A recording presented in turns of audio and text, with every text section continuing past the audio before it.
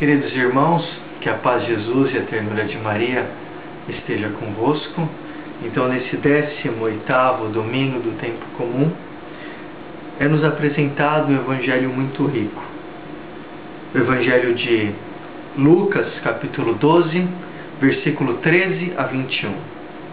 Diz o evangelho: Naquele tempo, alguém do meio da multidão disse a Jesus: Mestre, dize a meu irmão que reparta a herança comigo.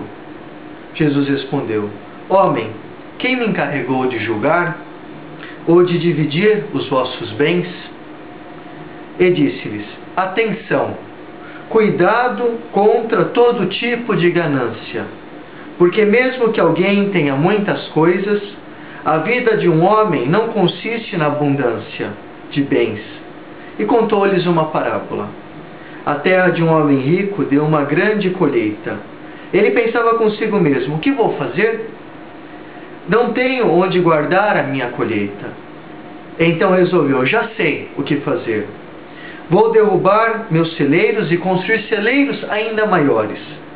Neles vou guardar todo o meu trigo, junto com os meus bens. Então poderei dizer a mim mesmo: meu caro, tu tens uma boa reserva para muitos anos. Descansa, come, bebe e aproveita. Mas Deus lhe disse: louco, ainda nesta noite pedirão de volta a tua vida. E para quem ficará o que tu acumulastes? Assim acontece com quem ajunta tesouros para si, mas não é rico diante de Deus. Esse evangelho que nós meditamos hoje, nós vamos meditar, é um evangelho muito rico, porque ele coloca em foco uma questão: como usar os bens. Os bens que são um dom que Deus nos dá para administrarmos bem. E nós podemos falar, mas o que os bens deste mundo, aquilo que nós temos, podem interferir na nossa vida espiritual? E a interferência é total.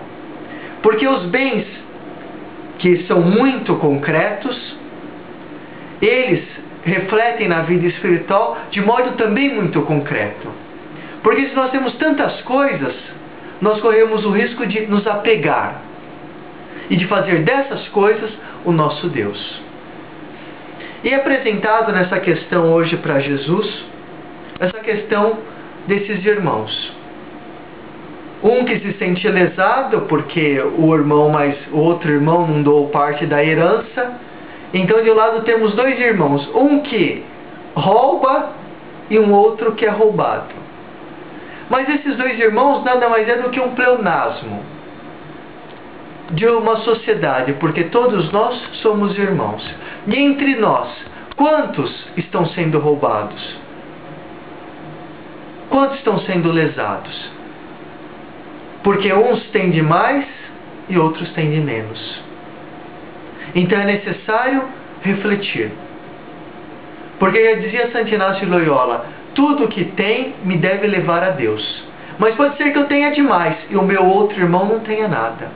E esse tema da riqueza na Sagrada Escritura é algo fundamental. Há um tema bíblico. O próprio João Batista e seus discípulos perguntavam: mas como podemos fazer para seguir? João Batista dizia: você tem 2 túnicas? Dê uma para o teu irmão. Já no Evangelho de Lucas, o próprio Jesus diz: bem-aventurados os pobres, porque deles é o reino dos céus. E o pobre que fala aqui é o pobre anauim, em grego. É aquele pobre que não tem nada. É aquele pobre que lhe falta. É o pobre de riqueza material. Não é o pobre em espírito. É o pobre em riqueza material. O Atos dos Apóstolos é apresentado à comunidade dos cristãos como aqueles que colocavam tudo em comum. E nós? Vivemos esse ideal na nossa vida? Porque senão nós corremos o risco de ter tanto e o outro não ter nada. Já dizia São João Crisóstomo: abra os vossos guarda-roupas. Aquilo que você tem, que você não usa, não é teu, não te pertence, é do teu irmão. abra os vossos guarda-roupas e olhai, quanta coisa desnecessária. Isto é um roubo. E Jesus, ele diante desse irmão que cobra e que quer a sua parte, ele diz, mas o que eu tenho a ver com isso? Eu roubam vocês. Mas Jesus diz algo, cuidado com a ganância. E essa palavra ganância, ela vem do hebraico, ela vem do grego, desculpa, é uma palavra grega, que significa pleonexia, que traduzindo diretamente do grego, significa ter mais do que o necessário. Ser ganancioso não é desejar ter mais coisa, é ter mais que o necessário é já ter mais do que o necessário, aquilo que eu não necessito. E Jesus diz, cuidado com a pleonexia, cuidado em ter coisas mais do que o necessário. E quantas coisas temos mais do que o necessário?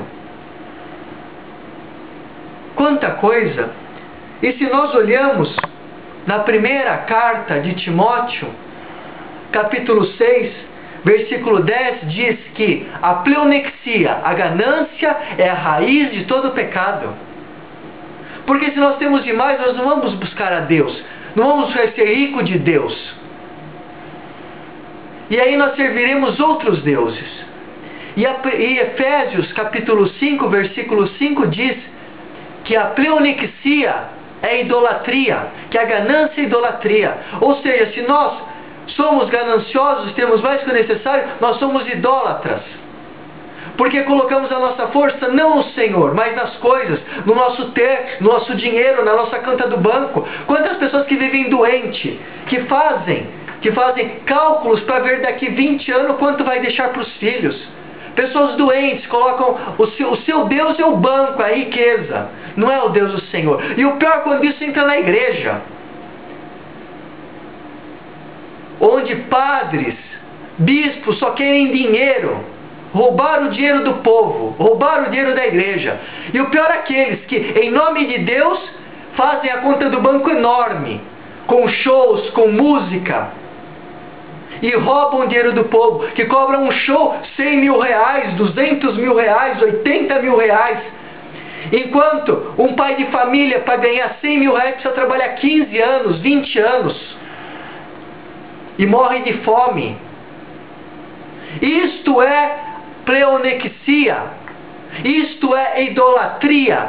Isto é a ganância. Ter mais do que o necessário.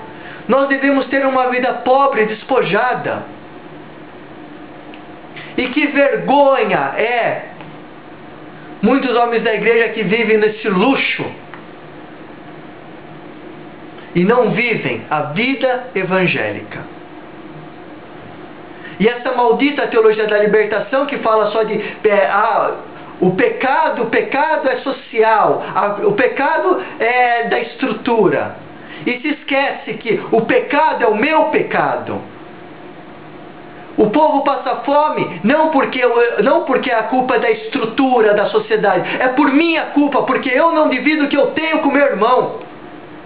Por isso que a teologia da libertação é uma heresia, condenada pela igreja, condenada pela doutrina da fé. Porque o pecado é meu. Não é social, não é estrutural, é meu. E o meu pecado interfere na estrutura social. É diferente, mas o pecado é meu.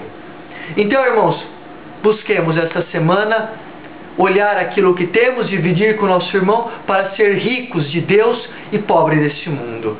E vos concedo nesse momento a bênção especial e materna da Gospel, Maria Rainha da Paz, e com toda a família de Deus. Os abençoe e vos guarde a gloriosa e sempre Virgem Maria, e vos dê a paz, em nome do Pai, do Filho, do Espírito Santo. Amém. Vos desejo uma boa semana na paz.